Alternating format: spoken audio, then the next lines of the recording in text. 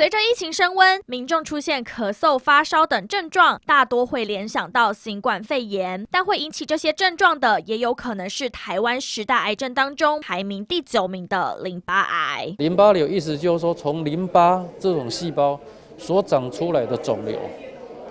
那基本上它是属于恶性肿瘤，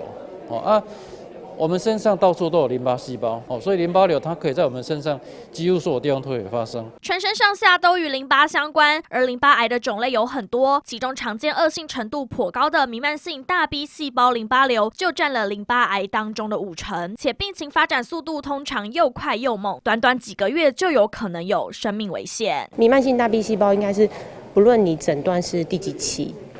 我们通常都会建议需要做全身性的治疗，就是包括第一线我们会用标靶治疗，再合并就是化学治疗。如果一旦复发，我们2线是可以考虑做再接受2线的治疗。化学治疗，再做自体干细胞移植。由于弥漫性大 B 细胞淋巴瘤症状不典型，和老化疲劳症状相似，患者容易错失黄金治疗期。因此，血液及骨髓移植协会也提出了6+6准则，只要发现肿、烧、汗、咳、瘦、累6大症状，建议尽速就医检查。而现在临床上也有6大治疗方式，帮助病患对抗疾病。淋巴瘤是一个全身性的疾病，所以我们的治疗方式